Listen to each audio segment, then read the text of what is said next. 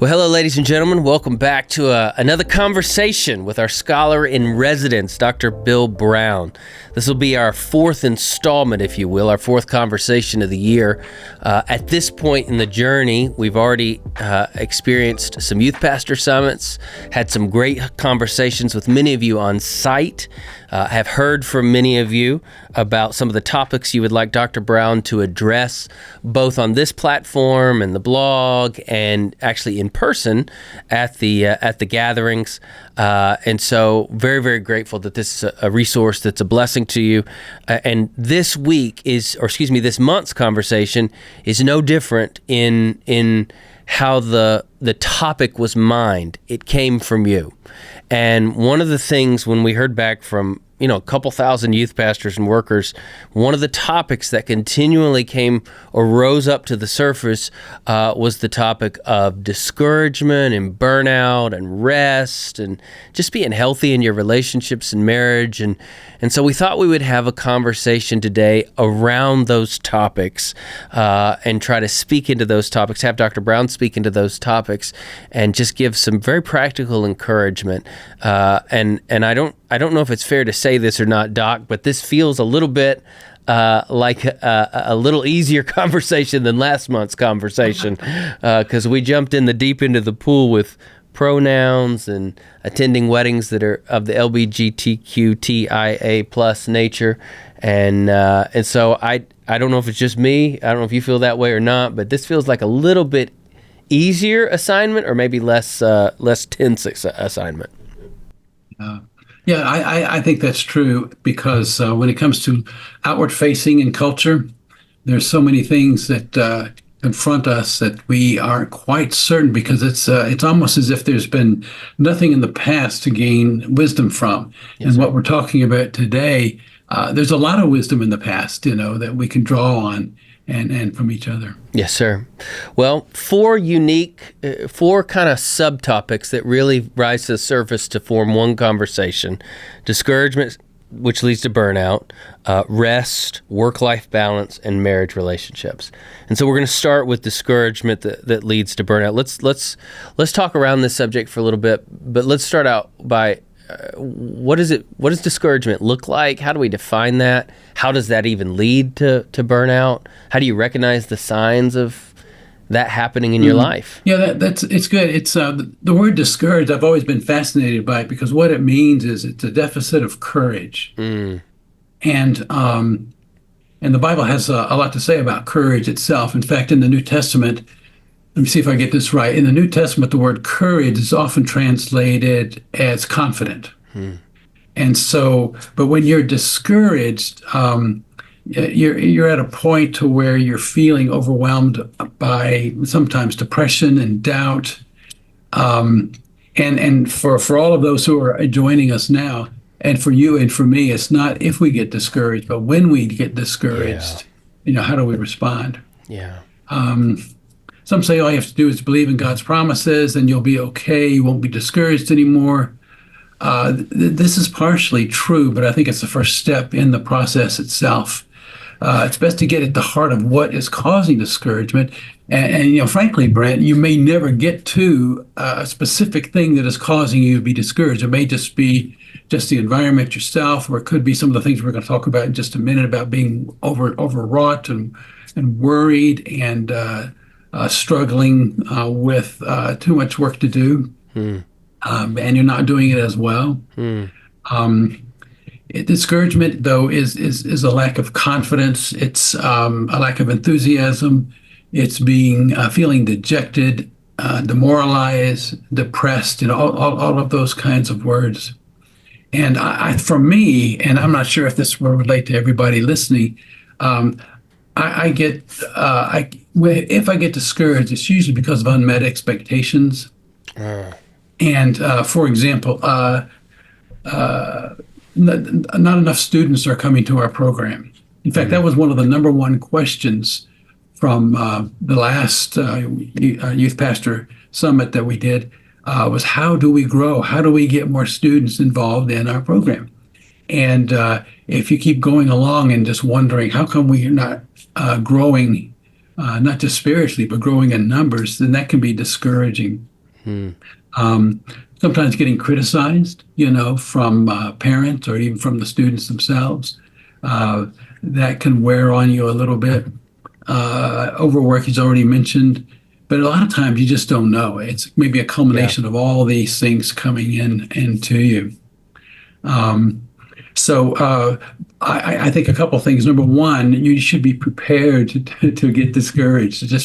And know what you're going to do when you're feeling that way, when you're feeling down, when you're feeling demoralized a little bit. Have a plan of how to respond. First thing you do, of course, is go to the Lord. And I like to get in His Word and talk to Him, talking to Him very openly and honestly. I like to walk and talk. If you've ever done that, you just walk around in the fields, in the backyard, on the streets, and just talk to the Lord. Sometimes just getting out and doing that it's very, very refreshing.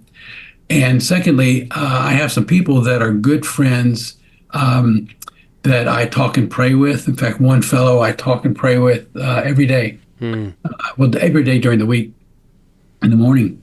And this is where I'm able to verbalize a lot of things that are going on in my life. And he does with me as well. And it is absolutely refreshing. And I think I have avoided a lot of periods of discouragement and anxiety by being able to do that. And so I guess what I'm saying, Brent, is, be preemptive about this, because things happen in the world that are very, very discouraging. And we are at a point where God is using us, and when that happens, Satan is going to abuse us in one way or another. So you just have to plan on that. It's like being in the military. If you're in the field, you're not thinking, well, they're not going to shoot at me yet. Yeah. And just plan on that. And my favorite passage on this is not First Corinthians, it's 2 Corinthians, where he says, always be of good courage. And I like that. He says, always be of good courage, because we walk by faith, not by sight. And that's a good word. That's a good word. In other words, if you're living by sight, you're going to be discouraged. But you have faith. You know who you are in Christ. You know that you're serving Him. Everything you do is for Him. And be careful of measuring your faithfulness by the numbers. You know. And that's a great word. Ways, I think let me just hit you right there, Doc. Be careful of measuring your faithfulness by the numbers. I didn't want to interrupt, but I don't want us to run past that statement, because I think you're hitting on a nerve there with a lot of, not just people you saw in person at the last Youth Pastor Summit and the ones we'll see in person at the future Youth Pastor Summits, but I think every youth pastor struggles with that at some point or another. Yeah, exactly. Because they feel that that's how they're being measured by others. What are your thoughts on this, Brent? You've obviously thought about this a lot, because you are have been involved in ministry so many years, and you are one of the people that is constantly overwhelmed with all the different things that you do. How do you handle discouragement? Well, I'm a very insecure person, Doc. One of the things I've struggled with I over the years is just to be quite honest, is finding my worth in my work. And if you can't produce, then are you of any value?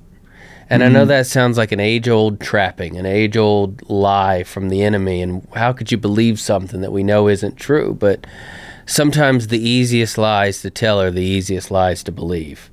And it's so that one's one I've struggled with over the years, and it's caused a lot of discouragement, because the truth is, if you're always measuring your worth by your work, then you're never going to measure up, because the finished work of Christ is certainly how we measure our worth. And so I do struggle. I'm not going to lie, I have struggled, and I do struggle with that. Now, how I wrestle with that is a couple of ways, but I'm married well, and so I have a lovely Italian wife who doesn't dance around the truth, and she knows when she needs to have a soft touch, but she knows when she needs to be a hammer. And when she sees this kind of discouragement creeping up in my life, she's quick to hammer and try to put that lie to death. And then I have a very good friend like you do that I talk to on the regular and pray with and am open with. But I think, and I just want to go ahead and mention this for youth pastors, I think we have to keep open the possibility of allowing outside counsel.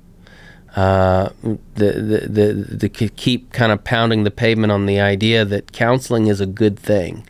Counseling isn't just for those who have an issue and want to get healthy. Counseling is also for those who want to stay healthy and take, as you said, preemptive measures against discouragement. So that's kind of what I would say. I would also like to just kind of codify something you were communicating. Youth pastors get discouraged, I think, sometimes because, we're helping somebody write a chapter of their story, and it's a really important chapter of their story. And youth pastors oftentimes never get to see the whole story told. You see, a senior pastor does. They're coming along at a time when they're getting to see all that's happened before, and life's getting lived out in front of them. But John Acuff, the author, said that in youth ministry, you help somebody write one verse of their song without ever hearing the whole verse sung, and that can become discouraging if we're not careful. And so I think that I think also it's worth mentioning the character of student ministry, that you're the guy that runs around and plays games with the students and throws a Bible study out once a week. That character can be a little bit discouraging, I think, to people who take student ministry very seriously. So, yeah, I think in addition to every amazing thing you shared, those are just a couple of thoughts. But this can lead to burnout. It's another word that came up, Doc. And burnout seems to be, I've had to catch myself because I've gotten a little bit cynical about that word because it feels like everybody has it. It's like everybody's catching the common cold. It's just kind of going around. But burnout is real. And I used to struggle with people in their 20s saying they had burnout, and then I read a psychologist that said, if you had processed the amount of images, videos, messages, ideas that are bombarded at them every day, what they're experiencing in their 20s is what somebody might have experienced by the time they're 50 in another paradigm.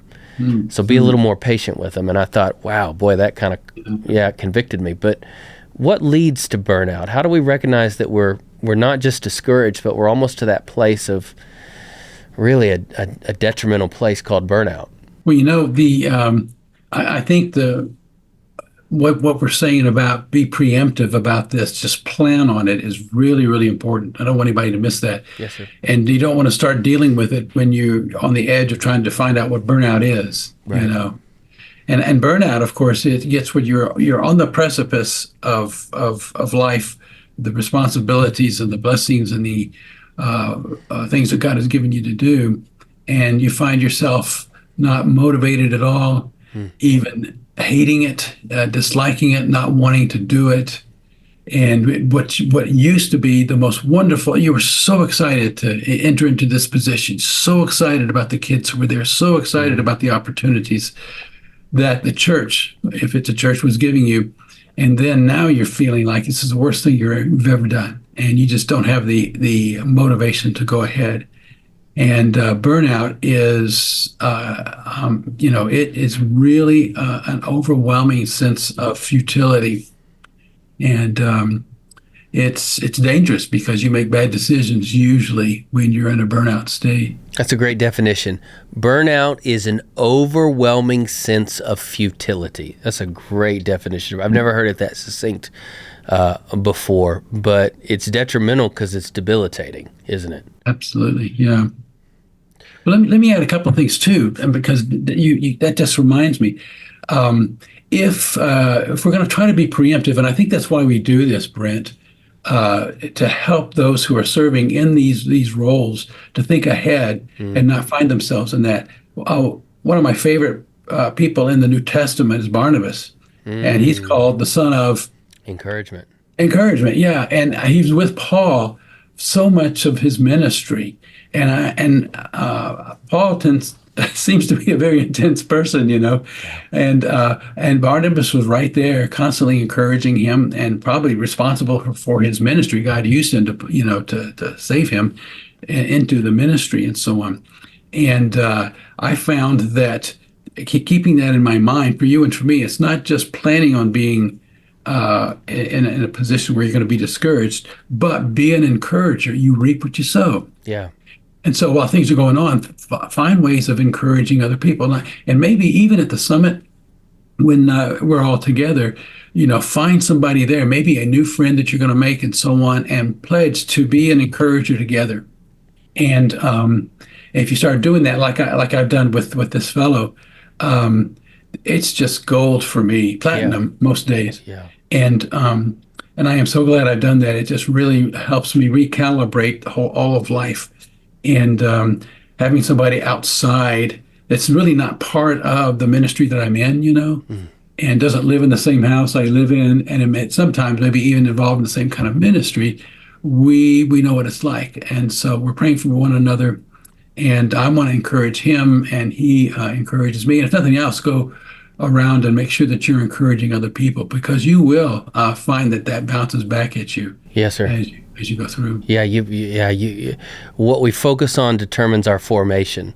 And so if we're focusing on being an encourager, it's going to inevitably impact our formation and how we are encouraged. I love that you mentioned Barnabas. You and I haven't compared every note, but my sermon at YPS this year is titled "Rediscovering a Barnabas Mindset," and I preach on that section where the Church of Jerusalem sent Barnabas out to go, what's happening in Antioch?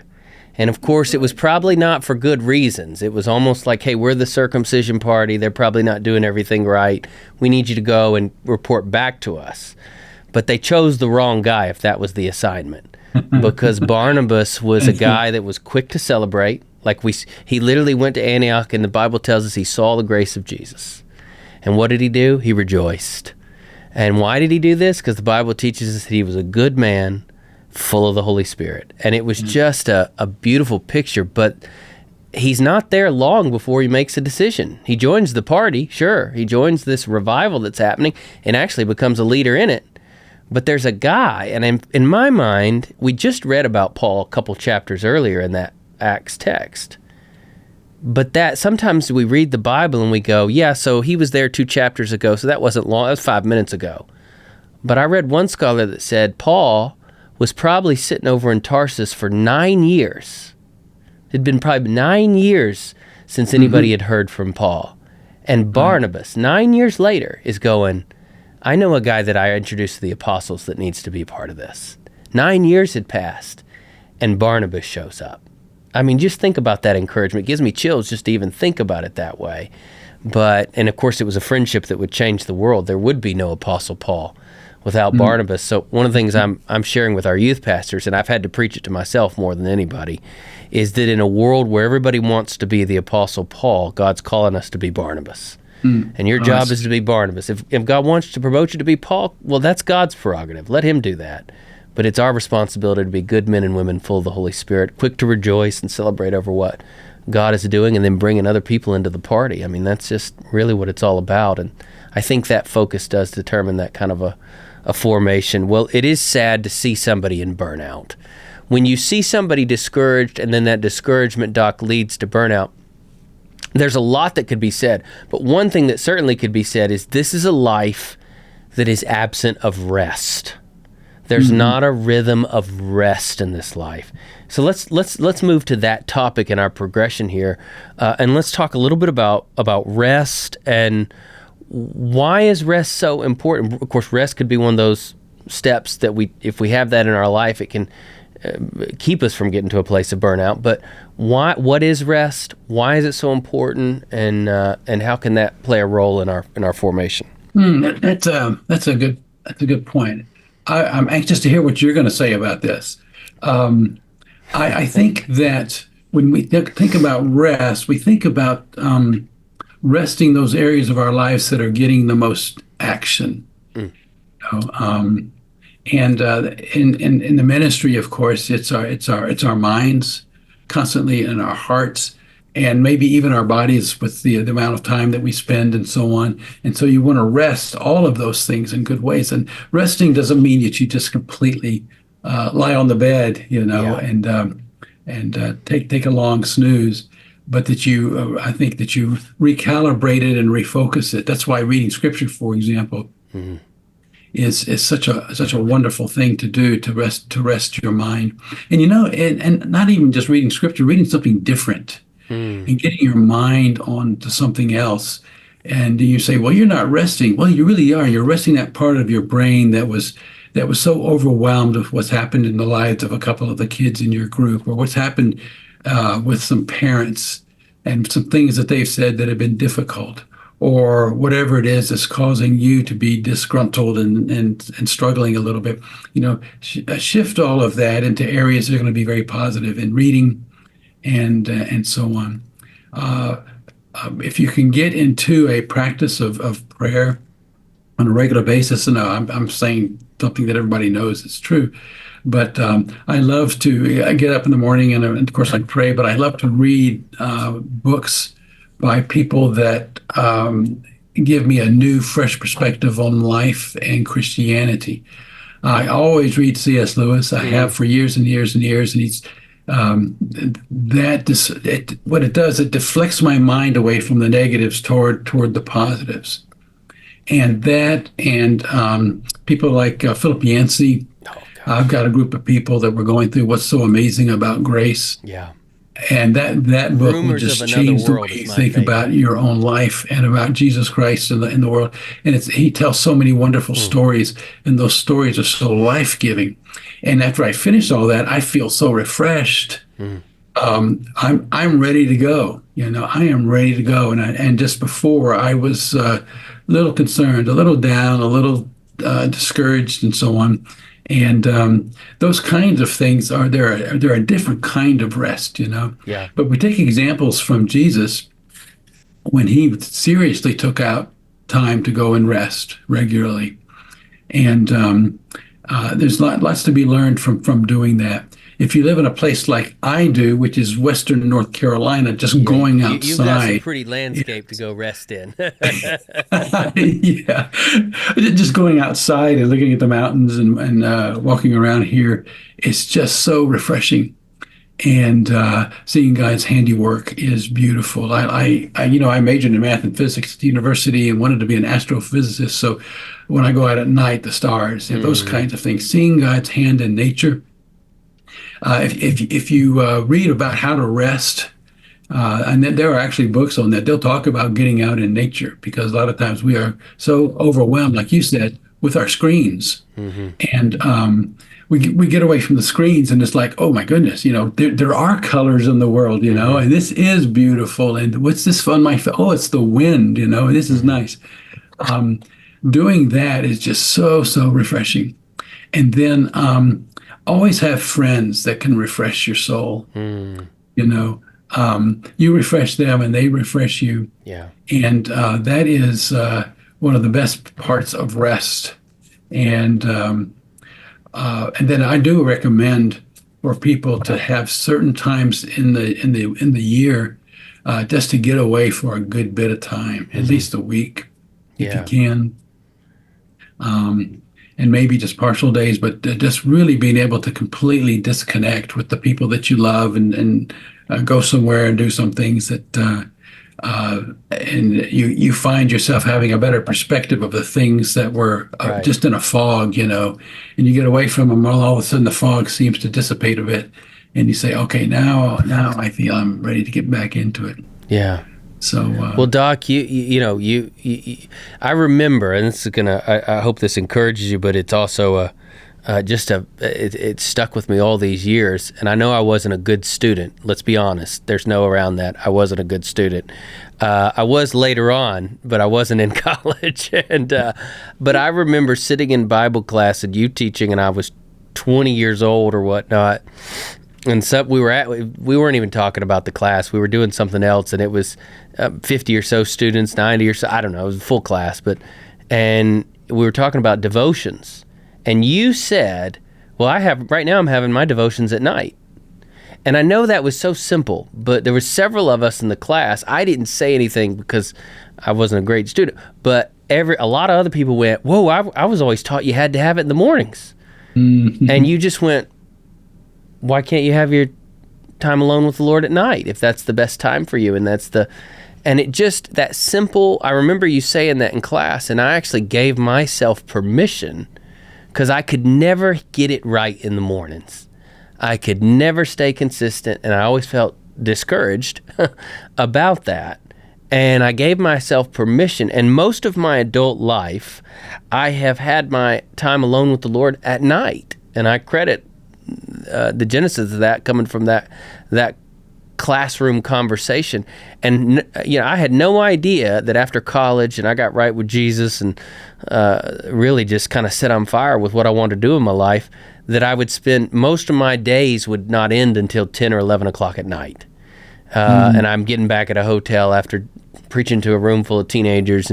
And so to this day, whatever that hotel, wherever I am, or sometimes on an airplane, but at night, it gives me rest to then return to simple devotion, reading, reflection, prayer, journaling. And it's been a very restful exercise for me. It went from being something that was dogmatic that I could never live up to something that was restful. And the only thing was, hey, just shift your paradigm a little bit, man.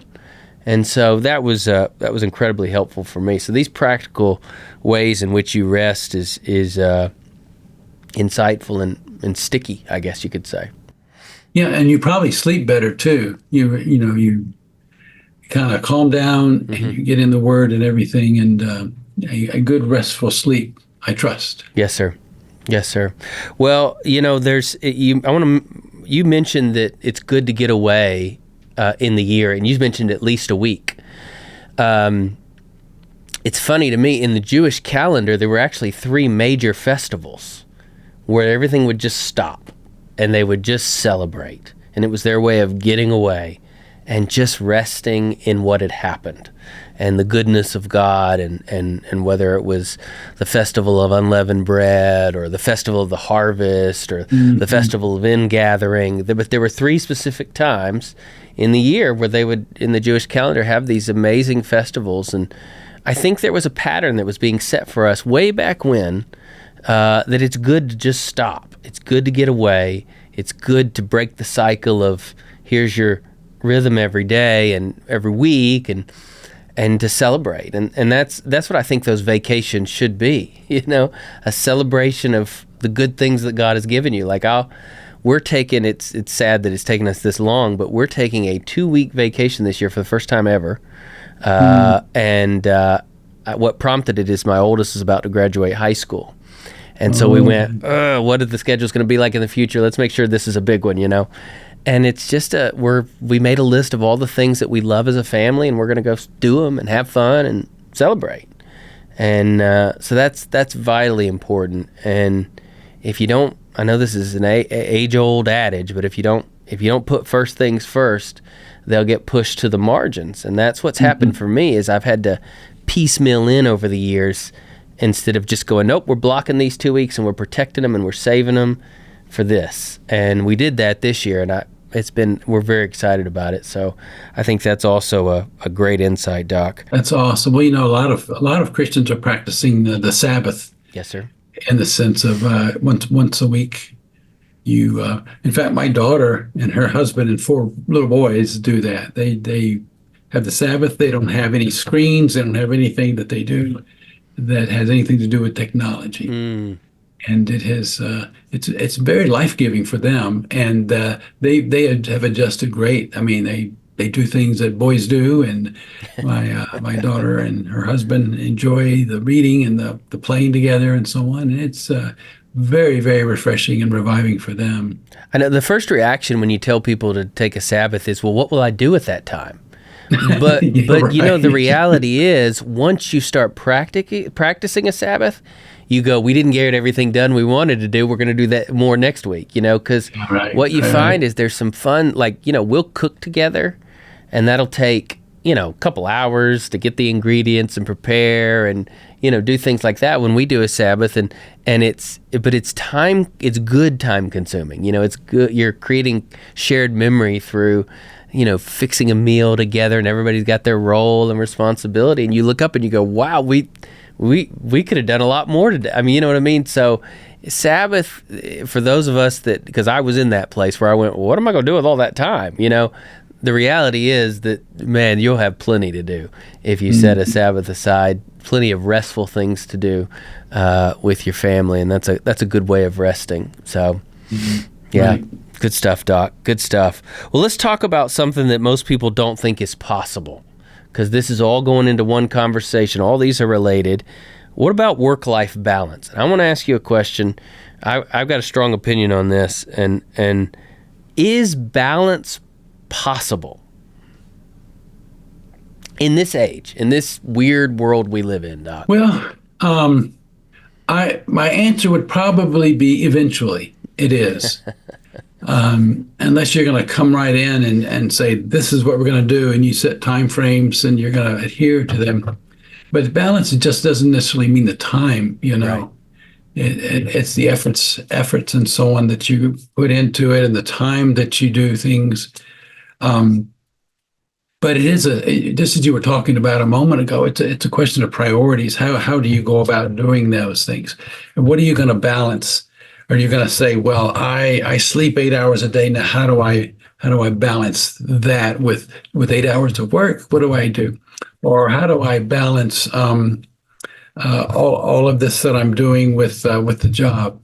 All the kinds of things that you find that is causing you to live a little off balance, where you're working too much, or you're not able to get accomplished the things you want to get accomplished. That's where a lot of people feel this out of balance is. They've got things they're supposed to be doing, everything from paying bills to taking care of the yard to all these things, and they end up doing those things. It just wears them out. They don't like it, and so on.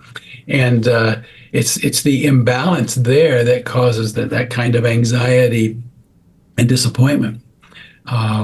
So it does take a little bit of time. So for me, it's like, okay, priorities. What do I need to get done in 1 week? What do I need to get done this day? In the mornings, for example, I will sit down and I'll write out everything I got to do, put the times and things I got to do that day.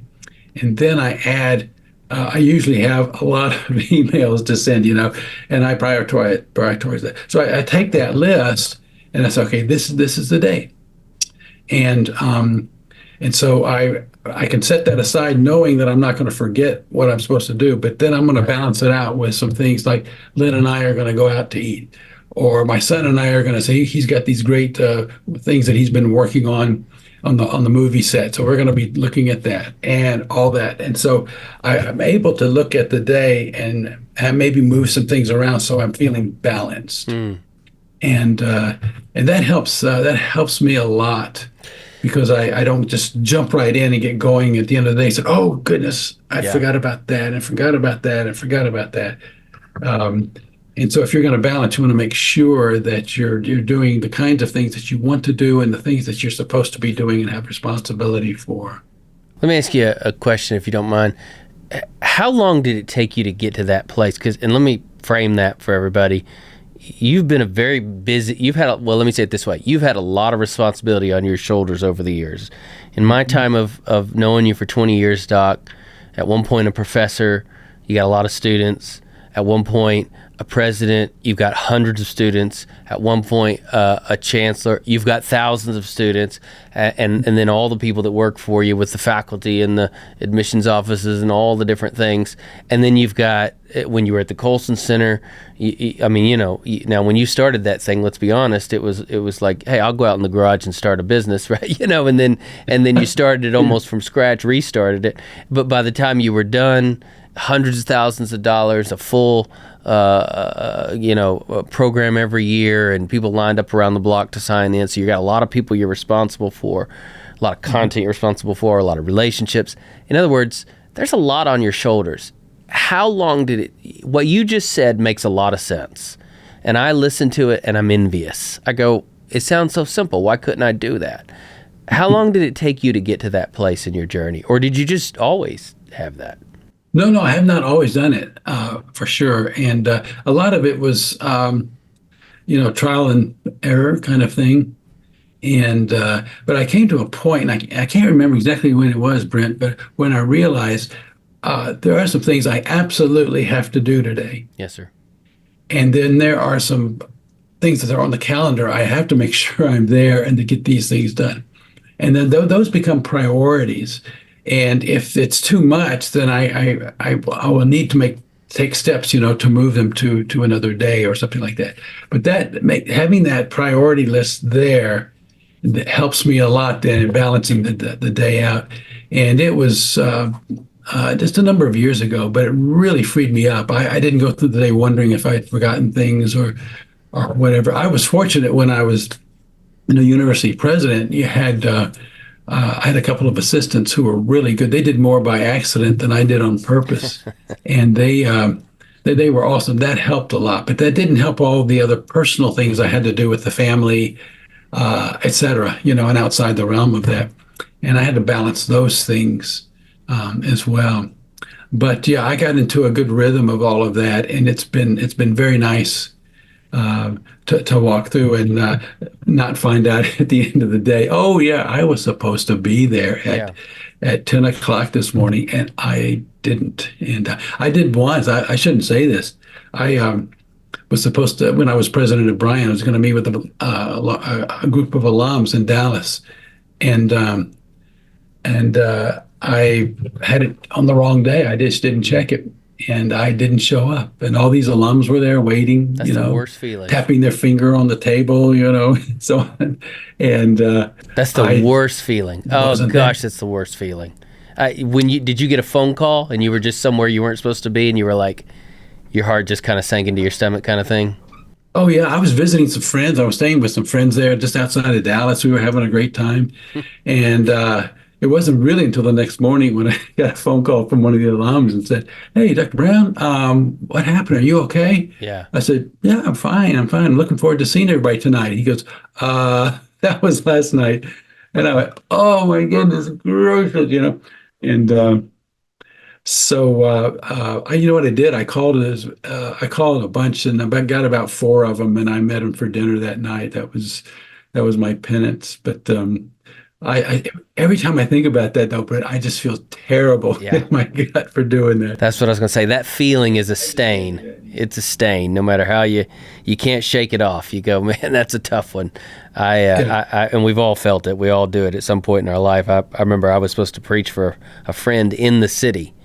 And so I didn't have to get on an airplane, didn't have to stay in a hotel, and it was a Wednesday night Bible study, and I had it on my calendar for the wrong Wednesday night. And I was in my driveway playing basketball with my son in my shorts, and a friend of mine whose wife was in the Bible study called and said the music just ended and nobody stood up to preach.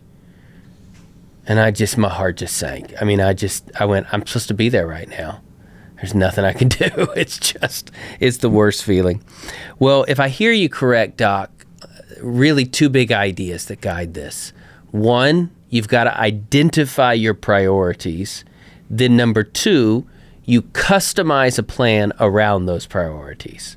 So what are your priorities? And then you go on a journey to find that plan. It's not something that it's going to be a trial and error thing. You're going to have to come, and there's a lot of different resources and systems and tools and things like that, but we're really talking about management, not just of time, but management of priorities and energy. And so one of the things I wrote down as you were talking is grace, a proper understanding of grace, leads to a proper understanding of excellence. Things fall out of balance when we don't do things with excellence. So if we are working too much, that's not excellence. Or if we're being too lazy and sleeping in that's not excellence. Or if we're eating too much, and that's not excellence. So when something is out of balance, it's because we're not pursuing excellence in all things. And so I wrote down that when excellence is your goal, excellence in all things, and then margin and balance become the fruit. So the aim maybe shouldn't be at balance. Okay, I'm going to sit down and plan all this out so that I can achieve balance. The aim should be excellence in all things. And when we do all things with excellence, balance will be the result. Is that a fair assessment of what I was hearing? Yeah, I think so.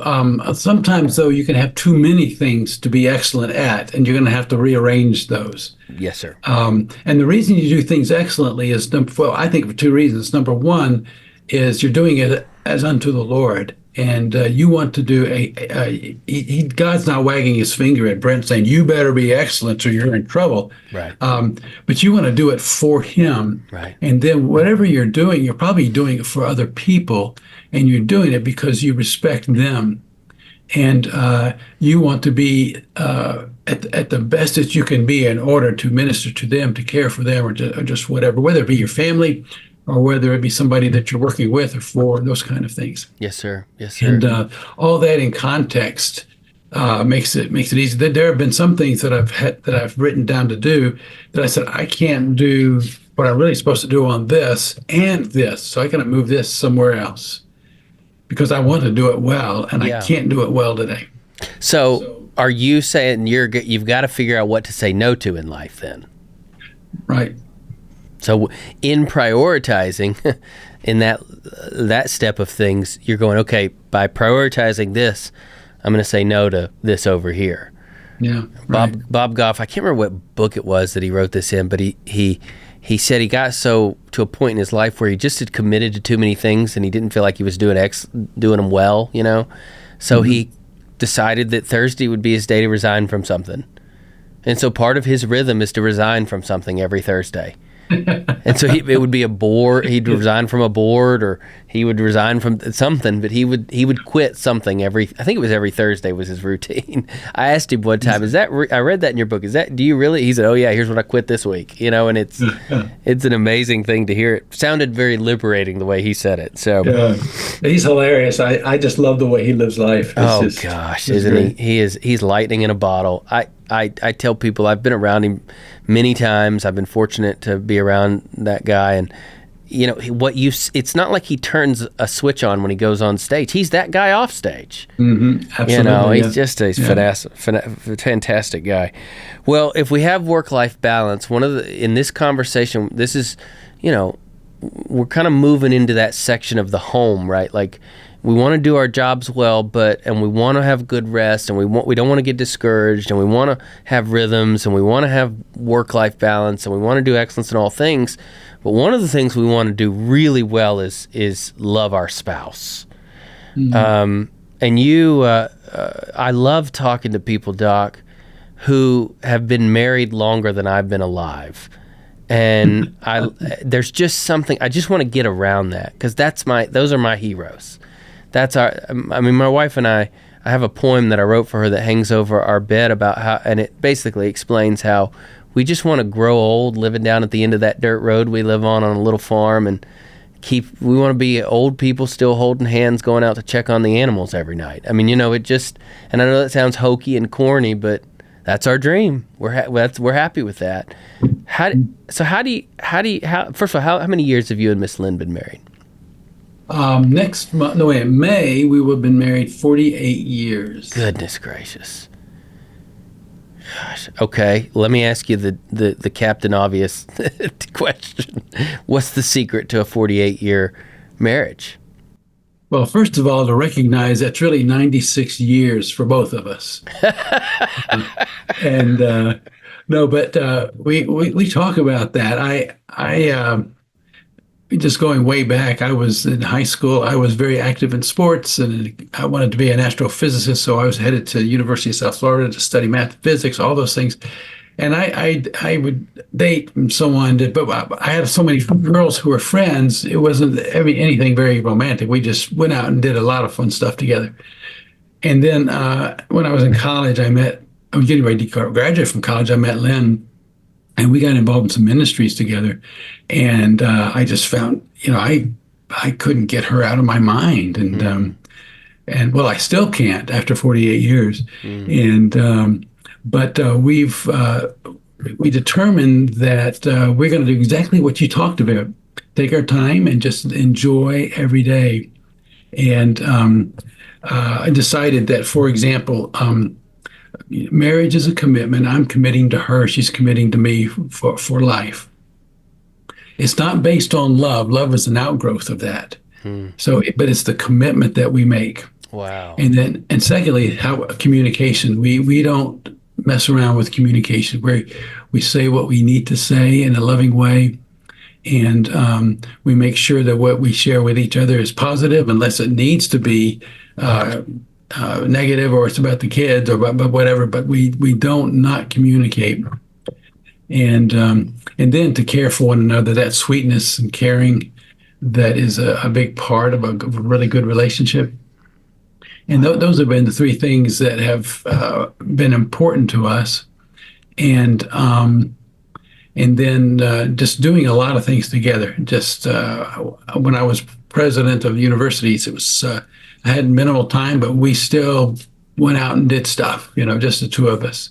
And maybe it was goofy, maybe buying a $1 pizza and something and going and watching a movie, or whatever. Just those little things. And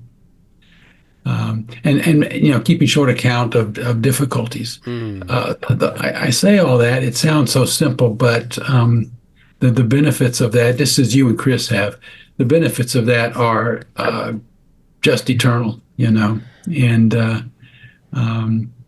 I think that one of the best things I ever did was marrying her, and it was a gift from God, and we almost talk about that every day. What a gift it is. After 48 years, still talking those sweet little nothings, What's your favorite thing about her? Oh, gosh. Well, the fact that we are so different. She's the exact opposite of me. Y'all are different. I've been around you. Y'all are two different people for sure. Yeah, and we've done some counseling when I was in grad school. You get this free counseling with MMPI and strengths finders and all that. And the counselor would say, "You two probably shouldn't get together." But we love that, and I appreciate the differences in her life and the way she sees things and does things, and she appreciates it in mine. And I could see where if we had a different approach, it could be irritating. And so I just appreciate it, because I don't want to marry me. I want to marry somebody different. And boy, is she different. And it's ended up, we've laughed and loved in life just because I love her as a person, even though we are so diametrically opposed to how we actually live life and do things. You know what I love about what you just said is you said it's so simple to say out loud, but the first thing you said was incredibly countercultural, Doc. That it's not based on love, it's based on commitment. And love is the outgrowth of that commitment. That is not a message that people are hearing. It's not a message, and I'm not just talking about pop culture either. And I don't want to go down a rabbit trail and be negative, but it's not a message, sadly, we're hearing a lot from the pulpit either. It's that idea of, no, if you make a commitment, that's the bedrock of the continuity of your marriage. It's the bedrock of your covenant, that covenant, sacred agreement between one another. And that is what the love grows out of that. And wow, that's a fresh approach, Doc. I appreciate you saying that. Well, it's real, and it's bottom line. It's without Lynn, I would not have done probably 90% of the things that God has allowed me to do. And it's I've been very, very blessed. And so have you. You and Chris are just, it's just wonderful to see how God has blessed you too. It's just, and when you adopted all those kids, my first thought was, what in the heck are you doing? And then, but knowing Chris as I do, and you, I thought, this is perfect. I mean, this is really not a surprise. Yes, sir. Well, thank you for saying that. And it's been difficult for you. I know it has, the things you shared. But what a blessing you are to those kids, and what a blessing they're going to be in God's kingdom as they go out and begin to live for Him because of all that you've put into their lives. Well, I appreciate you saying that, Doc. But it's, I remember we went to meet our children for the first time. Met them in a bookstore, and our lawyer was like, "Hey, the best place to meet is a Barnes and Noble on a weekday because it's empty, and you got lots of things to look at with the kids and talk about. You read a book, you can sit over here." So it was a great little idea, and it helped, and we took our three. The next day, if that went well, we were going to take our three homemade kids to meet these new children, and so I took Chris after we met him, and we went down and sat. I remember we were sitting down on the water in Pensacola, Florida, and she was barefoot and sitting in the grass there at the edge of the water, and I said, "Sweetie, now listen, if we do this, the load's going to fall on you more than me. I mean, you're the one that's home with these children, and I said, I mean, I'm going to do everything we need, but and I just remember her looking at me and going, there's no real decisions to make. There's just a door to step through.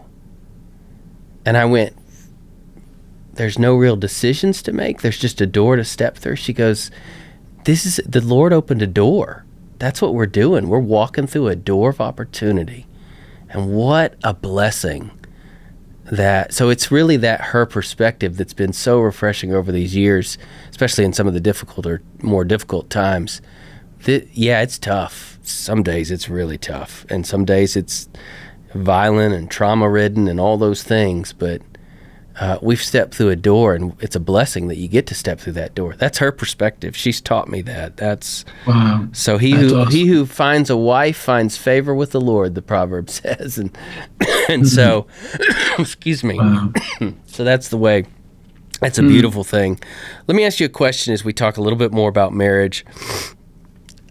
I talk to so many youth pastors. I was on the phone with one this morning.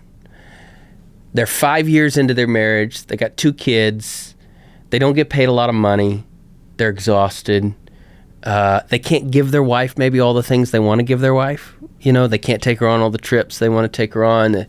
They have to be at a youth pastor's schedule's different. So you want to be involved in your students' lives. So there's games on the weekends and weeknights. And what would you say to a youth pastor that's going, man, I'm frazzled. I'm a little disorganized. I know there's some things I got to work on, but I really want to love my wife well. What practical steps could you give me? Well, number one, sit down with your wife and tell her that.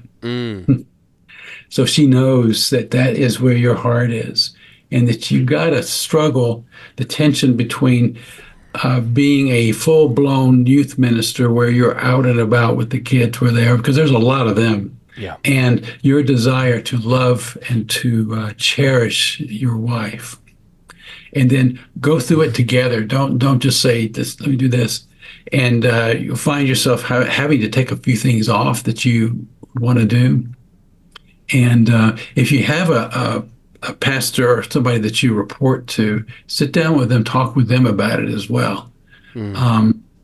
You want to feel comfortable of what you're doing, and you may find some really good support from the pastor and so on. But let your wife be a part of that, because as you partner through life, it's not a matter of individually you figuring your way out and through life, but that you're going to work together to make it work. And maybe your wife can be involved in those things. Yeah. Say, well, you've got 2 kids or whatever, it's possible to get a babysitter, or ask the church if they could help you get a babysitter so that you could do those things together. And that's the first thing that comes to my mind. And I think that it would be a blessing to your wife as you work with her to make that work. I'm going to ask you another question, and I'm going to ask you this because it's one that I've sadly gotten more times than I want to receive in a very private setting with ministry practitioners, and that is the opposite end of the spectrum. I don't think we're going to make it. I mean, I'm literally talking to youth pastors who maybe they're not 5 years in, but they're 10 years in, and there's something about that 8, 12-year mark where it just the wear and the tear gets to them, and they just go, we're just not in love anymore. We're struggling. We're distant. We're going in opposite directions.